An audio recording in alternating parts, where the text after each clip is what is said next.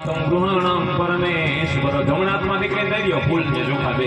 આસનમ સમર્પયામિ નમો નમઃ એ ફૂલ ફોટાની પાછળ પધરાવી દો આસનમ સમર્પયામિ નમો નમઃ પાણીની ચમચી ભરી અને ભગવાન પાસે ચમચી અડાડવાની જમણા પગ પાસે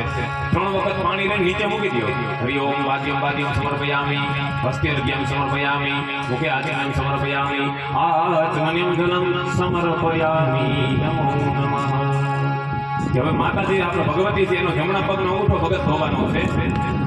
માતાજી તમારો જમણા પગનો અંગૂઠો રાખો પછી તેમાં જલથી સ્નાન કરાવો હરિ ઓમ ગંગે સ્નેવયમને સ્નેમમ ગોદાવરી સરસ્વતી નર્મદે સિંધુ કાવેરી જલેસ્મિન સન્નિધિં ગુરુ ભૂતો દક્ષિણાનમ સમર્પયામિ દીકરીને સૌથી પહેલા ભગવાનને ચાંદલો કરવાનો રામચંદ્રજીને ફોટા ઉપર ચાંદલો ચોખા કરો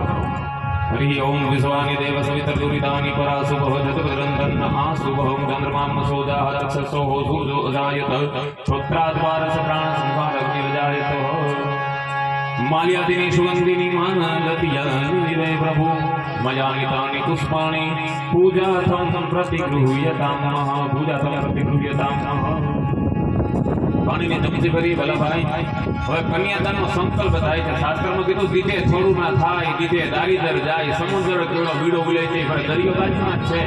પણ દરિયામાંથી 5 ડબલા કદાચ ઓછા થઈ જાય તો દરિયાને ફેર ન પડે ભગવાનનો આવો બધો દિવ્ય અવસર કર્યો તો કન્યાદાન નિમિત્તેના જે વલ્લભાઈની રકમ હોય કઈ દેવાની કોઈ નામ કે કોઈ ફિક્સ નથી 100 રૂપિયા દે તો એનું નામ હું બોલીશ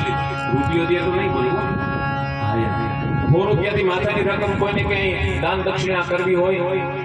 શાસ્ત્રમાં કહેતો કે 9 દિનની ગંગા છે ને એ વ્યક્તિ 3 દિનની અંદર વિરામ થઈ જશે રૂપિયા તમે નમૂના ભેગા કરી શકે નાણું મળે પણ ટાણું ન મળે તો જે કઈ યથાશક્તિ દાન દક્ષિણા કોઈ કરશે હું